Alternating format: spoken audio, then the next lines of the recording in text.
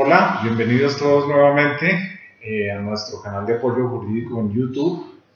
El día de hoy queremos darle la bienvenida al doctor Carlos Andrés Fandiño. Doctor Carlos Andrés Fandiño es un colaborador de nuestra oficina que, además de contar con amplia experiencia profesional y formación en temas de derecho laboral, adicionalmente se desempeña como secretario general en la Universidad Republicana.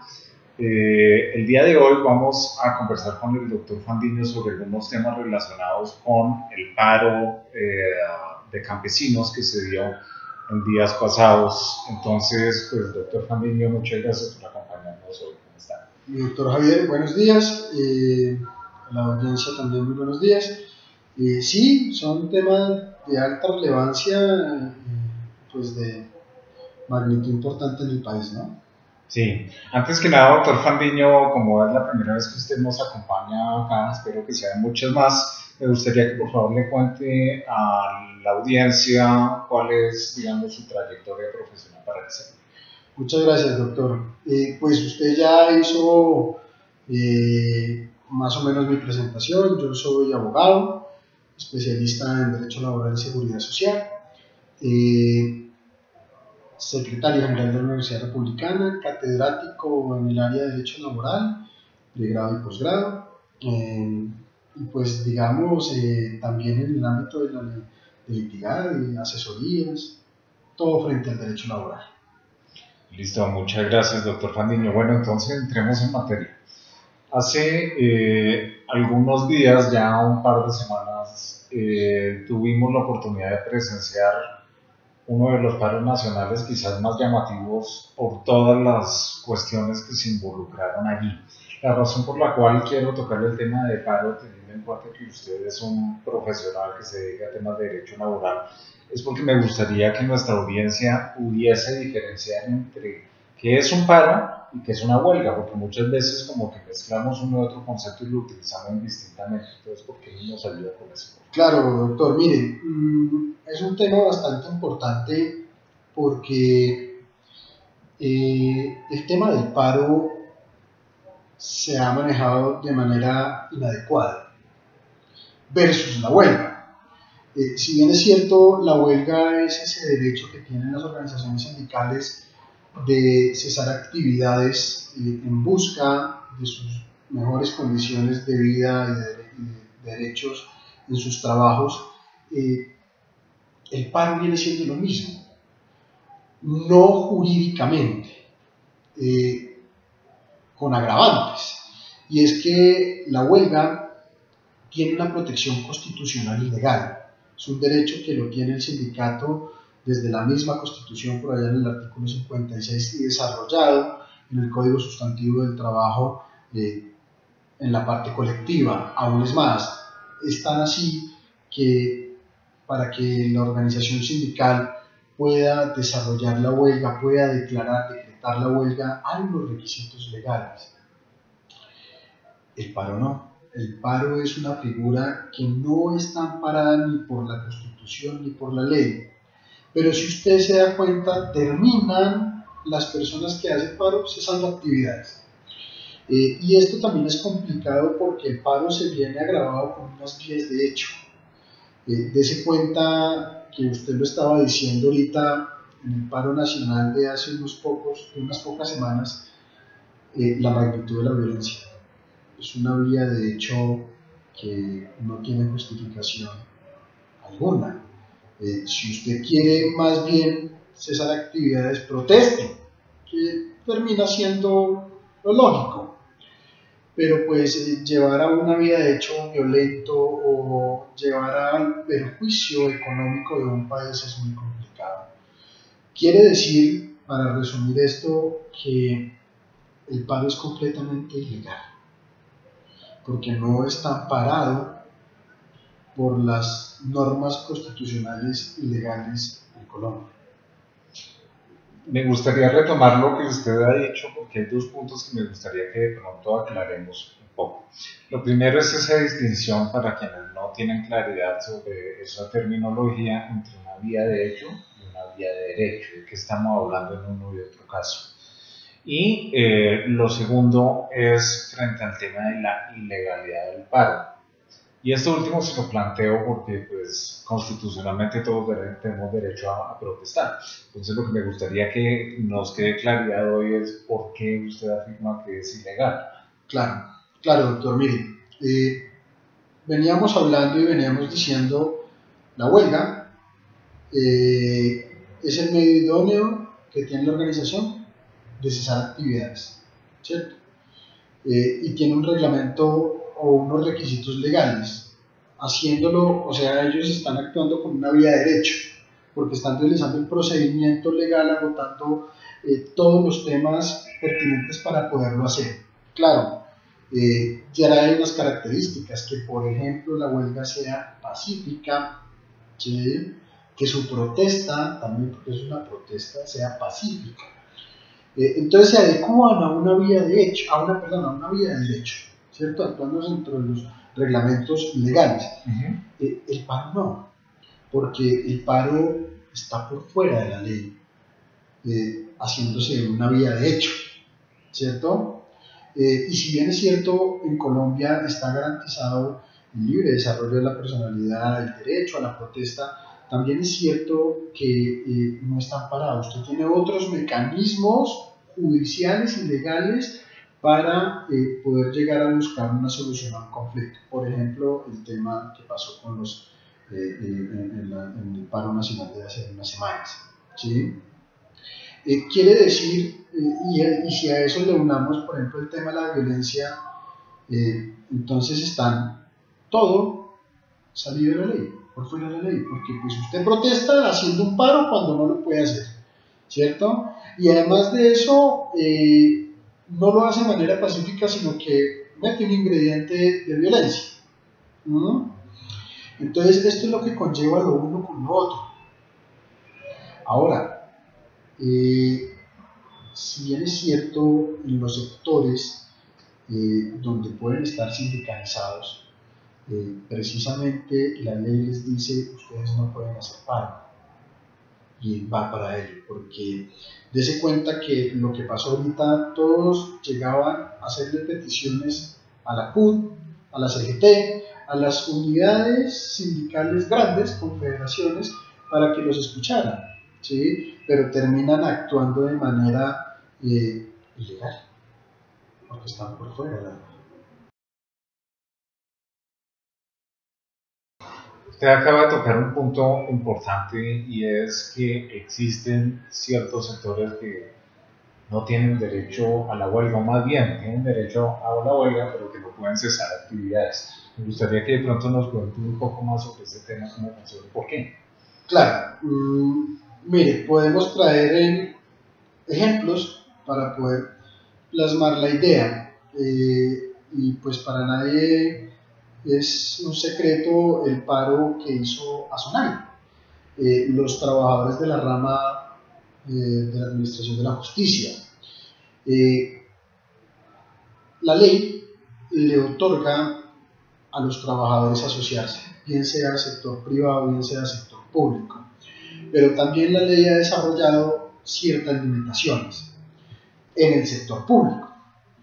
Quiere decir que las personas de la rama judicial pueden constituir su sindicato como así lo está establecido, pero la misma ley y constitución estableció la prohibición de la huelga a ciertas personas. Una de ellas son ellos, toda vez que prestan servicios públicos esenciales. Pero mire que la reacción de ellos fue cesar actividades, con un agravante, y aquí el interrogante que es: la política del gobierno está muy mal parada. ¿Por qué? Porque así ellos no tengan el ejercicio legal de realizar la huelga, hicieron un paro. ¿Para qué? Para obtener mejores condiciones. ¿Cuál fue el resultado? Tener mejores condiciones. En este orden de ideas, algo que es ilegal se convierte en el único medio por medio del cual esas personas presionan al gobierno para obtener mejores condiciones. Y las obtienen. Y las obtienen, que es lo más complicado. Sí, Me gustaría que tocáramos otro ejemplo, teniendo en cuenta lo que nos acaba de decir. Hemos hablado de los jueces, hemos hablado también de los agricultores. Me gustaría que habláramos de los maestros, porque ese es otro sector donde usualmente, digamos, el cese de actividades no es muy normal. Tiene una característica sui generis y precisamente en días pasados volvieron a cesar actividades. Cuéntenos un poco más claro. sobre ese sector. Dese cuenta que la semana pasada estuvieron realizando manifestaciones la organización de los docentes en el sector público, ¿cierto? Y eso vuelve y conlleva lo que yo estaba diciendo. Ese sector que por ley tiene prohibido la huelga, ¿cierto? Tiene otros medios de mecanismos alternativos de solución de conflicto. Por ejemplo, lleven sus peticiones a un tribunal de arbitramiento y esperen la decisión del aparato judicial para que pueda solucionar el conflicto. No, aquí termina o aquí empezamos es al revés. Aquí primero protestamos, hacemos paro y conlleva a que el gobierno nacional termine cediendo. Porque es que trae la característica y es que un paro genera política y económicamente situaciones adversas en un país. Y eso es lo que lleva ello. Claro, los maestros ya tienen la fuerza porque ya salieron los agricultores, pero es que antes los agricultores tuvieron los caficultores, en donde también hicieron un paro, y entonces producto de ese paro el gobierno nacional les dio un poco de plata, entonces vienen estos, y entonces así vienen también los maestros, muy seguramente van a ser también las personas que prestan los servicios de salud, etcétera, etcétera, etcétera. Voy a plantear una pregunta que digamos un poco complicada, por lo siguiente. Hemos estado hablando, digamos, de protestas que bien o mal tienen un origen legítimo o buscan una finalidad legítima, pero Legítima para ellos. legítima para ellos, digamos, desde el punto de vista, consideran que el fin que están persiguiendo es un fin legítimo. Pero hay otras donde evidentemente lo que está detrás de es un tema de una permanencia o atornillarse al poder. Le pongo un caso concreto. Las organizaciones que realizan cese de actividades o paros porque se va a implementar un sistema de concurso y de pronto una gran cantidad de ellos van a salir como desempleados o van a nombrar otras personas. La pregunta que va es a lo siguiente: ¿cómo hacemos para balancear esos digamos, derechos entre la permanencia, un sistema de carrera que por cierto no ha funcionado por ahora muy bien, y la garantía de los derechos de los trabajadores que están? ¿Cómo lo ve usted? Mire, ese es un tema complicado porque está mal estructurado desde su inicio.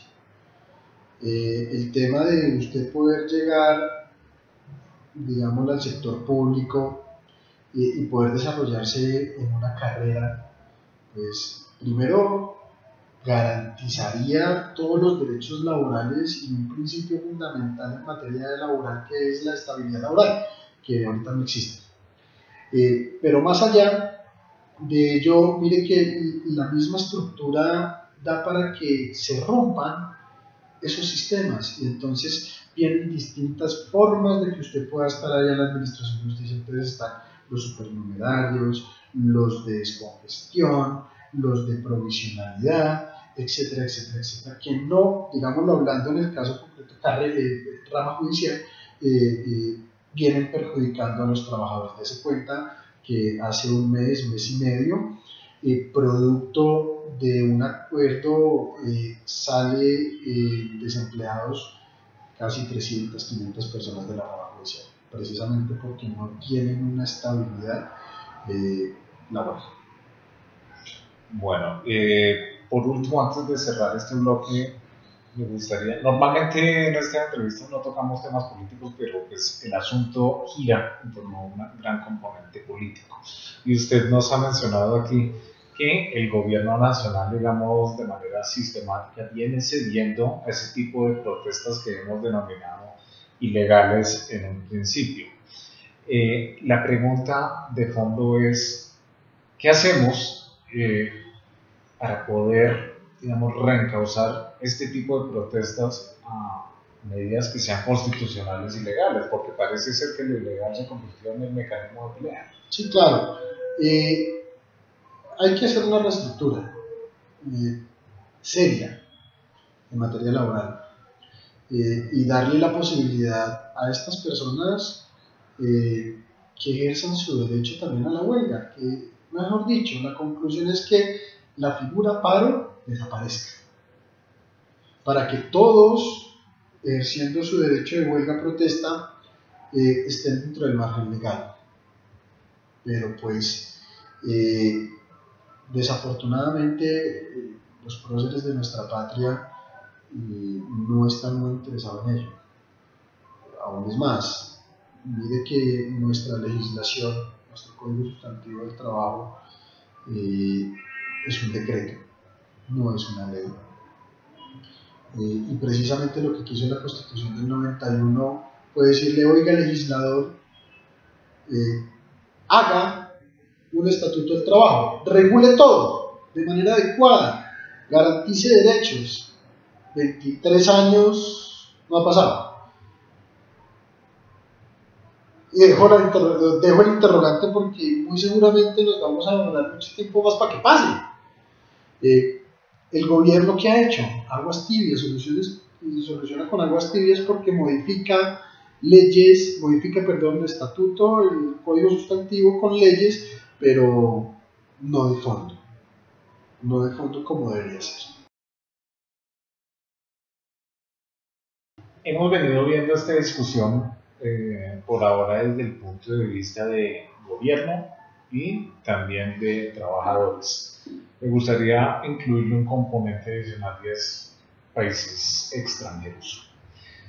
El contexto es tema de TLCs. Voy a referirme específicamente a uno que fue, digamos, el que más discusión generó y es el TLC con Estados Unidos. Se dice que uno de los requisitos por los cuales Estados Unidos habría de aprobar el TLC con Colombia sería precisamente la garantía de que el Estado colombiano estuviese protegiendo de manera adecuada los derechos laborales y específicamente dentro de estos la libertad de organización sindical o de asociación sindical.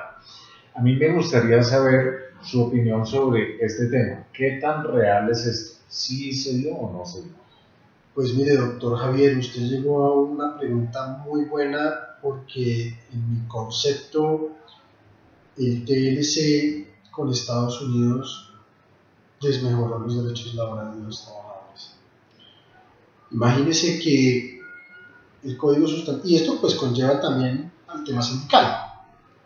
Imagínese que por allá el artículo 74 y 75 del código sustantivo establecía que el empleador nacional, y entiéndase, cuando hablamos de nacional puede ser nacional colombiano o extranjero, en donde él respeta las leyes colombianas, establecía que se debería fomentar el trabajo nacionales cuando eran ordinarios un 90% y cuando eran calificados un 80% de nacionales, dejando un 10 y un 20 de extranjeros. La ley 1429 del año 2010, ley que la impuso Estados Unidos, derogó estos artículos. Quiere decir que en este momento, si quiere venirse un empresario estadounidense extranjero a Colombia a trabajar, lo puede hacer, claro, pero puede traer todos su planta trabajadora de allá, sin utilizar nacionales. Aún es más, pues la obligación legal, ¿sí? Vea y dése cuenta que en estos 2 años el TLC no ha abarcado el fomento del trabajo. La parte sindical está quieta, porque no se ven resultados, o sea, ni para arriba ni para abajo. Existía específicamente, y esto lo menciono porque en mi experiencia en la Fiscalía General de la Nación, fue la época precisamente donde se estuvo negociando de manera mucho más fuerte la aprobación del TLC en Estados Unidos, no en Colombia. Uno de los puntos era la investigación de los asesinatos de líderes sindicales, que ha sido, digamos, lamentablemente históricamente para Colombia un pan de cada día. ¿Cómo ha visto usted avances frente a ese tema? ¿Hay o no hay avances? Pues mire, para mí no hay avances. En mi percepción, eso es un formalismo entre los dos países, pero que se sienten en la realidad colombiana, no, porque dése cuenta que lo que cada vez está pasando es que las organizaciones, es que los empleadores coartan más el derecho de asociación. Los empleadores no quieren dejar que los trabajadores se organicen. Listo, y ahora, digamos, esto ha sido un poco la visión desde la óptica del trabajador, pero me gustaría plantearle la pregunta pensando al revés. Cuando usted tiene paros como los que se han venido generando en los últimos meses, en los últimos años en Colombia, en donde el cese de actividades no es pacífico y viene acompañado de brotes de violencia, donde existe infiltración también por parte de grupos al margen de la ley, ¿cómo hacemos para rescatar la parte, digamos, lo rescatable de ello, que es la protesta por un fin que aparentemente usted nos ha corrido, pareciera ser legítimo? ¿Cómo hacemos para sacar eso de la parte de violencia? Porque pareciera que hoy en día puede comenzar una cosa de la otra. Claro, es que dése cuenta, y ahí nos lleva a lo que estábamos hablando ahorita. Si nosotros eliminamos esa palabra paro, y damos la posibilidad de que esas personas tengan el derecho a la huelga, los brotes de violencia no es que se acaben, pero sí se merman en su gran mayoría. ¿Por qué? Porque cuando usted tiene una acción legal, usted se va a sentar con el Estado directamente, porque así se lo ordena la ley, para que sanen sus conflictos, sin que usted tenga que llegar a esas protestas y precisamente que grupos al margen de la ley se adhieran a ellas para causar brotes de violencia. ¿Sí? Dese cuenta que si nosotros miramos la huelga, usted entra en una negociación directa con su empleador y entre los dos se sientan a negociar. ¿Sí? Eso sería lo mismo si se diera el sector público. Podríamos en principio acabar las protestas, los paros, porque pues las protestas creo que nunca se van a acabar. Una última pregunta ya para ir cerrando, doctor Fandiño. Colombia, histórico y culturalmente, ¿se encuentra preparada para asumir la defensa de derechos de los trabajadores y derechos sindicales? No, doctor. Y le voy a explicar por qué. Porque la ley no es garantista. ¿En qué medida? Aparte de lo que ya hemos venido hablando, digamos, ¿qué lo hace ser tan categórico en ese tema? En la medida en que lo que se plasma en la ley es lo primero que se viola. El derecho a asociación, por ejemplo. Dese cuenta que por allá el Código Sustantivo habla de unos actos que no debe hacer el empleado para coartar el derecho de asociación. Y en la realidad es lo primero que hace. Bueno, con este tema, doctor Fandiño, sin duda vamos a tener que coordinar una segunda sesión para revisar estos temas que nos quedaron pendientes. Por ahora le agradezco muchísimo que haya atendido nuestra invitación. Y para todos ustedes, en caso de que exista alguna duda o comentario respecto de lo que tocamos con el doctor Carlos Andrés Fandiño el día de hoy, los invitamos a que nos escriban a nuestra cuenta en Twitter, @apoyojurídico13, o si no, a través de nuestra página web www.apoyojurídico.co. A todos ustedes, muchas gracias. Doctor Javier, muchísimas gracias. Nos volveremos a ver en otra ocasión. Gracias.